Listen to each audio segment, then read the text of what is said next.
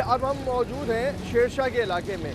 शेरशाह के इलाके की हालत भी दूसरे इलाकों से कोई कम नहीं बल्कि ज़्यादा ही आपको ख़राब नज़र आएगी। और सबसे ज़्यादा बात अफसोस की ये है कि यहाँ पर आपको पूरे इलाके में टूटी हुई सड़कें नज़र आएंगी, साथ ही साथ कचरे के ढेर नज़र आएंगे। ये कचरे के ढेर इस इलाके का पुराना मसला है, लेकिन बारिशों के बाद यहाँ पे गंदगी में मज़ीद इजाफा हुआ। आपको ये टूटी हुई सड़कें नज़र आ रही होंगी जिधर लोगों का ये मेन शाहराह पे हम खड़े हुए। इसके साथ जो इलाका है, अगर मैं उसके अंदर जाना शुरू करूँ तो शायद पूरा एक प्रोग्राम हमें इन गलियों में रिकॉर्ड करते हुए गुजर जाए, क्योंकि पूरे के पूरे इलाके में हर गली में आपको तबाही के मनाजिर नज़र आएंगे, करप्शन की कहानियाँ नज़र आएंगी। तो अभी मैं सिर्फ जिस जगह से आपको रिकॉर्ड कर रहा हूँ, ये मेन रोड है। ये आगे जाके क्या सूरत हाल है इस शाहराह की, वो मैं आपको आगे जाके दिखाऊंगा और वहाँ पे कुछ लोगों से बात भी करेंगे।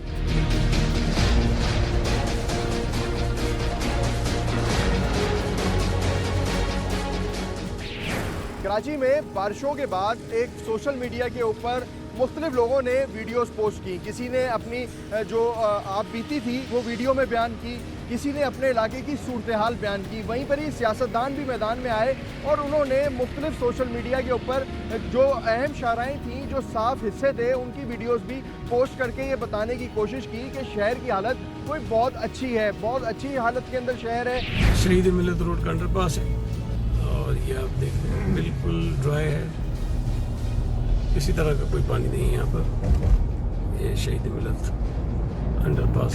मैं इस बात से इख्तलाफ नहीं करता कि कराची की कुछ शाहराएँ आज भी ठीक हैं, लेकिन जनाब वो कुछ हिस्सा ठीक है, कुछ किलोमीटर का हिस्सा ठीक है। अगर आप उस पूरे रास्ते के ऊपर सफ़र करेंगे तो आपको उस सड़क पे भी कहीं ना कहीं गड्ढे नज़र आएंगे, गंदगी नज़र आएगी, या उसमें भी कहीं ना कहीं आपको नुक्स नज़र आएगा। यहाँ के इलाके के कुछ लोग मेरे साथ मौजूद हैं, मैं उनसे बात करूँगा और उनसे जानने की कोशिश करेंगे क्या उन्होंने शिकायत की, उनकी कोई दादरसी करने वाला है या नहीं, वो यहाँ पे किस तरीके से कारोबार कर रहे हैं। तो पहली चीज़, यहाँ पे जो लोग हैं, मैं आपको बता दूँगी, सब यहाँ के मुकामी हैं, इनकी दुकानें यहाँ पर हैं, इनकी रिहाइश यहाँ पर है। तो आप लोग कैसे गुजर बसर कर रहे हैं मेराज?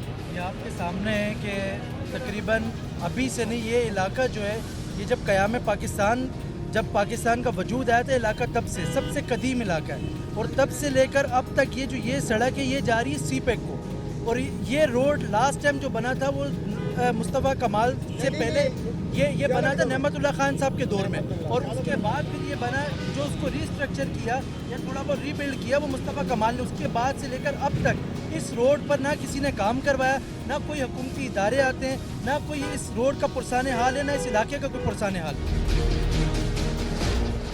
12 महीने की यही कंडीशन है। यहाँ सीवरेज का पानी, नालों का पानी सब रोड पे आता है, उससे रोड ये 12 महीने की कहानी है, ये बारिशों का नहीं है। जब भी हल्की सी बारिश होती है यहाँ पानी का निज़ाम दरम भरम हो जाता है, यहाँ सारी सीवरेज का निज़ाम दरम भरम हो जाता है। ये रोड तो आपको फिर भी यहाँ ट्रैफिक चलती हुई नज़र आ रही है। आप मोहल्ले में जाएं, कदीम इलाका है, आप मोहल्ले में जाएं, यहाँ पाँव रखने की जगह नहीं है, मच्छर मक्खियों की बहुतात, बच्चे बीमार हो रहे हैं। आप लोगों का कारोबार में ये सारी चीज़ें रुकावट नहीं बनती? सर रुकावट ही है, कारोबार मजबूरी आते हैं हम तो। यहाँ कुछ मिलता ही नहीं, क्या करेंगे। हालात ये है कि यहाँ इंसान गुजर नहीं सकता, कारोबार क्या करेगा।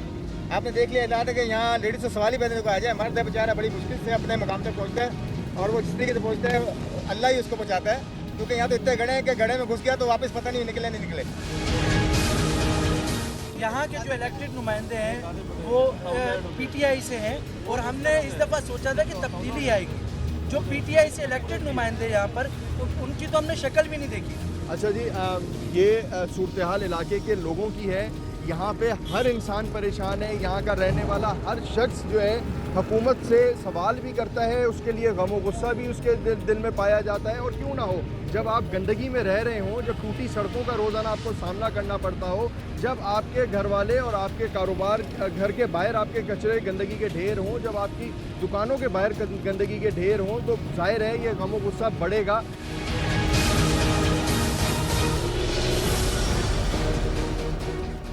कराची की हालिया बारिशों में जहां पूरे शहर में पानी जमा हो गया, गंदगी सड़कों पे आ गई, और ऐसे में जब हम पूरे कराची की बात कर रहे होते हैं तो हमारे ज़हन में ये कॉन्सेप्ट आता है कि कराची के सबसे बड़े पोश इलाके जो हैं, जिसमें ख़ास तौर के ऊपर हम डिफेंस को काउंट करते हैं, कि वो इलाके जो हैं वो बहुत अच्छे होंगे, वो बहुत ऑर्गेनाइज बने हुए होते हैं और वहाँ पर ऐसी सूरत हाल, सैलाबी सूरत हाल नहीं होगी, क्योंकि वहाँ पे ड्रेनेज का निज़ाम बहुत अच्छा होगा। लेकिन अफसोस के साथ हमें ये कहना पड़ता है कि यहाँ पर भी कराची के दूसरे किसी इलाकों में या कच्ची आबादियों जैसा ही हाल देखने को मिलता है। अभी भी आप देख सकते होंगे कि ये आज 4 रोज़ गुजरने के बाद भी यहाँ पे पानी की निकासी का अमल किया जा रहा है।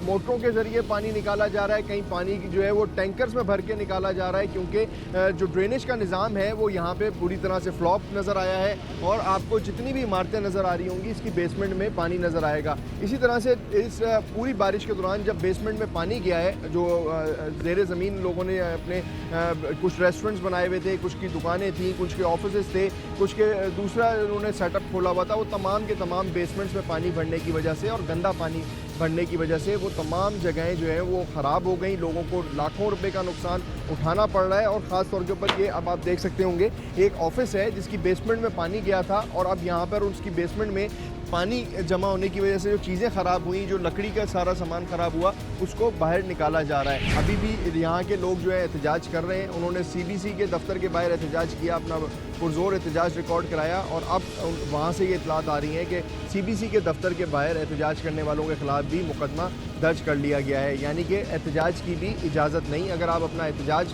करते हैं, आपको भले करोड़ों रुपए का नुकसान हो जाए, आपकी अमलाक को नुकसान हो जाए, गाड़ियों को नुकसान हो जाए, आपकी ज़िंदगी मफलूज हो जाए, आप घरों में महसूर हो जाएं, लेकिन आपने एहतजाज नहीं करना।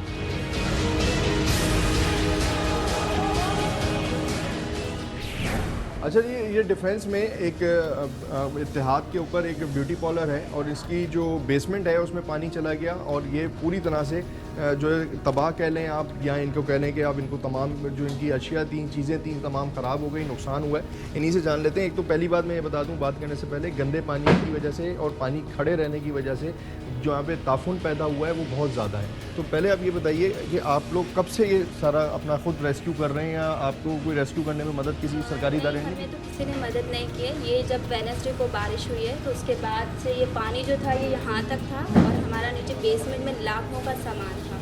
अच्छा, एक तो वो सामान आपका तबाह हो गया, ज़ाहिर है ख़राब हो गया, वो दिख भी रहा है, आप लोग बाहर सारा फेंक रहे हैं ख़राब, और आपको ये सारी सफाई कराने के लिए भी अलग से खर्चा करना पड़ रहा है। बिल्कुल कराना पड़ेगा। पहले तो हमें नीचे पूरा बेसमेंट बनवाना पड़ेगा, वो उसकी दीवारें भी टूट गई हैं, हर चीज़ टूट गई है, गटर का पानी अंदर आ गया है। उसके बाद हमें सफाई के लिए अलग खर्चा करना पड़ेगा। अंदाज़न कितने का नुकसान हुआ होगा, एक रफ आइडिया? 20 लाख कहीं।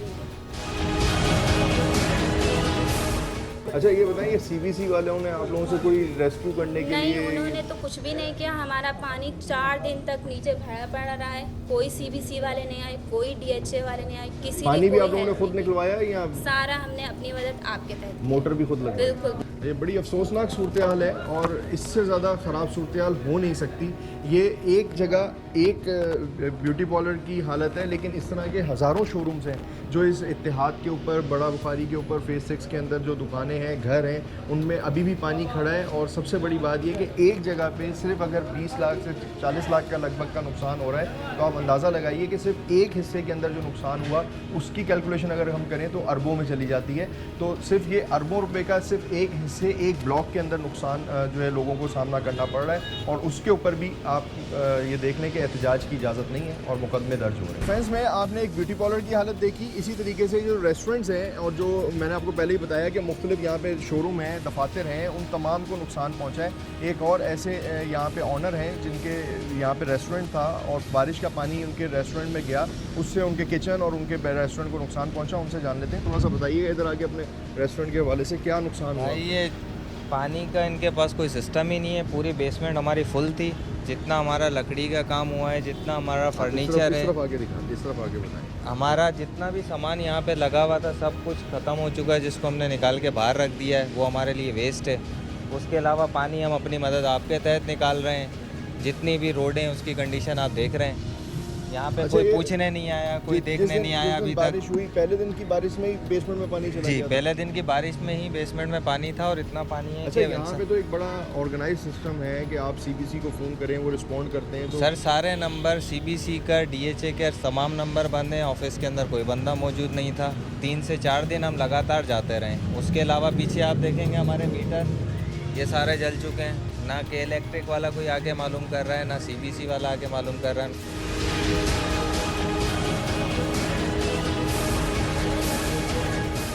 ये नुकसान है इनके रेस्टोरेंट का, और जाहिर है ये नुकसान थोड़ा नहीं होगा, ये लाखों में नुकसान होगा। ये तमाम इनकी चीज़ें यहाँ से वहाँ तक पड़ी हुई जो नज़र आ रही हैं आपको ख़राब हो चुकी हैं। इसमें सोफ़े हैं, इसमें इनके लकड़ी के सामान हैं, इसमें इनका ये क्रॉकरी जो थी ये डैमेज हुई है।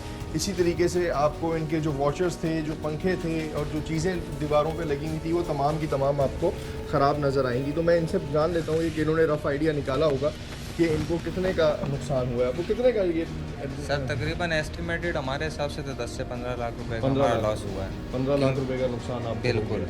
अभी उसको रिपेयर और डैमेजेस में मज़ीद नुकसान के लिए जा रहे हैं हम लोग। तो हमने जो देखा है CBC और DHA के हालात, उससे कुछ भी बेहतरी नहीं हो सकती। फिर क्या करेंगे? काम करेंगे, इसको रेनोवेट करा के काम करेंगे? काम सर बंद कोशिश करेंगे? तो हमारी यही है कि काम करना चाहिए हमें, क्योंकि एरिया हमारा है, पुराना बिजनेस इस्टेब्लिश हुआ हुआ है। लेकिन जिन हालात में हमने पोजीशन देखी है उससे हमें लग नहीं रहा कि आगे काम करने की पोजीशन हमारी बन सकेगी।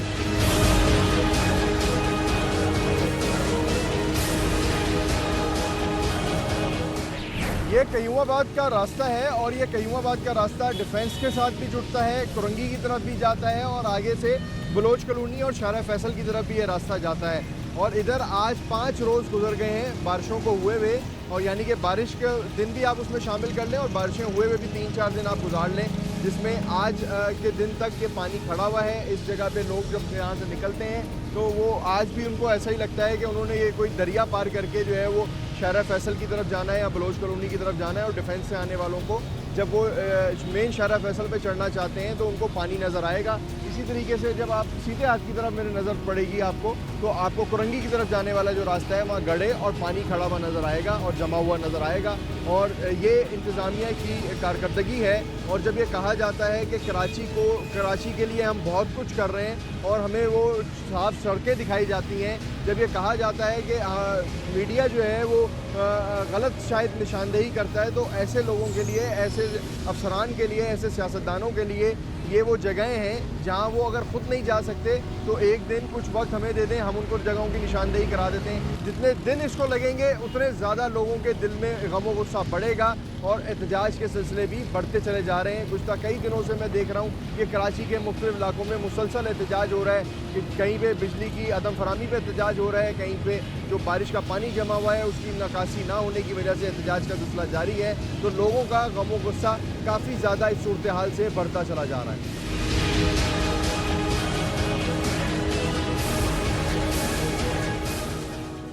कराची से पीपल्स पार्टी, MKM और PTI, इन तीनों जमातों ने वोट लिए और आवाम से वोट लेने के बाद इनके नुमाइंदे मुंतखब भी हो गए, MNA भी बन गए और MPA भी बन गए। और इनके मंशूर में शामिल था कि कराची में तरक्याती मंसूबे शुरू कराएंगे, कराची से गंदगी का सफाया करेंगे और साथ ही साथ टूटी सड़कों को डेवलप करेंगे।